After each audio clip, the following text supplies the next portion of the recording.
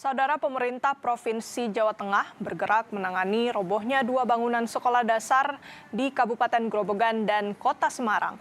Gubernur Jawa Tengah Ahmad Lutfi menginstruksikan percepatan revitalisasi sekolah yang terdampak, sekaligus meminta seluruh pemerintah kabupaten dan kota memetakan bangunan SD dan SMP yang rawan roboh. Dua sekolah yang menjadi prioritas penanganan sekolah rusak adalah SD Ketangirrejo di Kabupaten Grobogan dan SD Negeri 03 Sendang Mulyo di Kota Semarang. Keduanya telah menerima bantuan awal masing-masing sebesar 50 juta rupiah dari pemerintah Provinsi Jawa Tengah.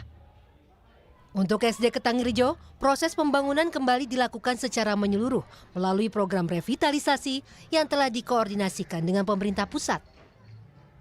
Saat meninjau lokasi, Gubernur Ahmad Lutfi menegaskan penanganan kedua sekolah dilakukan sesuai kondisi di lapangan.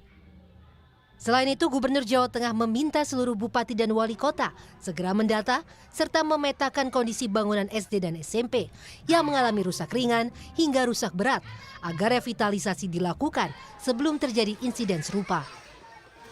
Menurut Ahmad Lutfi, keselamatan peserta didik harus menjadi prioritas utama. Karena itu, pemerintah daerah diminta segera melaporkan sekolah yang membutuhkan penanganan apabila tidak mampu melakukan revitalisasi secara mandiri. Khusus satu kelas ini kemarin dinas kita sudah datang, sudah saya perintahkan kita provinsi yang bangun, satu kelas saya bangun dulu. Dan ini tidak hanya di sini, termasuk di daerah Grobogan dan sebagainya sudah kita bantu.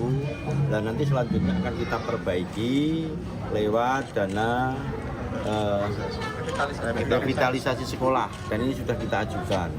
Makanya saya ingatkan kepada teman-teman para bupati wali kota, tolong betul-betul petakan wilayah daerah kita dari mulai SD SMP yang itu sudah punya kualifikasi rusak berat, rusak ringan, dan masih bisa layak. Jadi 3 kriteria ini sehingga nanti kita bisa intervensi kalau itu tidak mampu dilakukan oleh para bupati wali kota.